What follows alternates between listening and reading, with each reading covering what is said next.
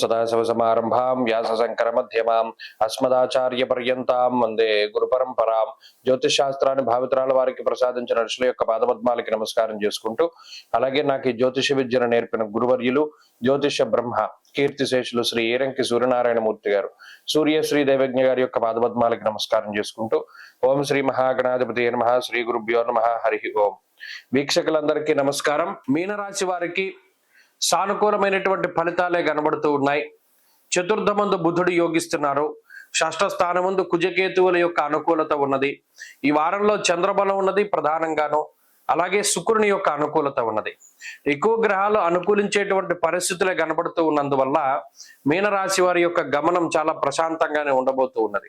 ఇక్కడ కొన్ని క్రూరమైనటువంటి గ్రహాలు ఉన్నాయి. జన్మ శనేశ్వరుడు, వ్యయరాహువు, చతుర్థ గురుడు ఇత్యాది గ్రహాలు, అలాగే అర్ధాష్టమ రవి కూడా. ఈ గ్రహాల తాలూకు వ్యతిరేకతల వల్ల కుటుంబం యొక్క సపోర్ట్ దొరకదు. కుటుంబ సభ్యులు వ్యతిరేకంగానే ఉంటారు. అలాగే మిత్రులు కానీ, సన్నిహితులు కానీ, సహోదరులు కానీ వీరెవరూ కూడా సహాయం చెయ్యరు. కనీసం మాట సాయం కూడా చేయరు. కనీసం ఒరే బాబు నా దగ్గర బండి లేదు కదా, నీ బండి వేసుకెళ్తాను రా అన్నా కూడా వాళ్ళు బండి ఇవ్వరు.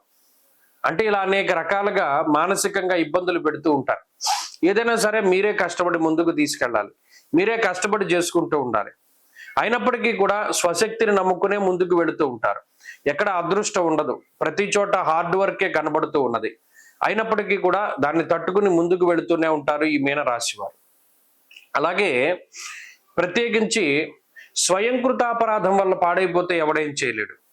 శనేశ్వరుడు కానీ, రాహు కానీ మీ సొంత తెలివితేటల వల్ల, స్వయంకృతాపరాధాల వల్ల ఎక్కువగా దెబ్బతినేటువంటి అవకాశాన్ని కల్పిస్తారు. ఎవడో వచ్చి మోసం చేస్తాడని లేదు, మీకు మీరుగానే వెళ్ళి మోసపోయేటువంటి పరిస్థితి.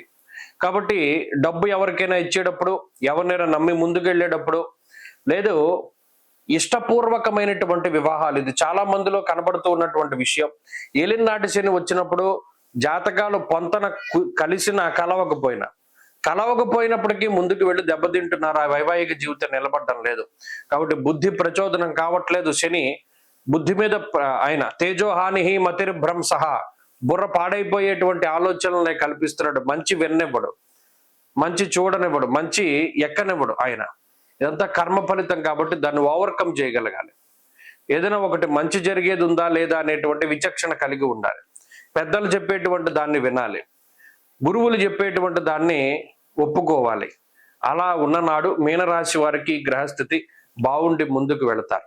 వీరు మరింత అనుకూలమైనటువంటి ఫలితాలను సాధించడానికి ఆంజనేయ స్వామి వారి యొక్క ఆరాధన చేస్తూ ఉండడం చెప్పదగినటువంటి సూచన. ఈ వారంలో కలిసి వచ్చేటువంటి రోజు శుక్రవారంగా చెప్పవచ్చును.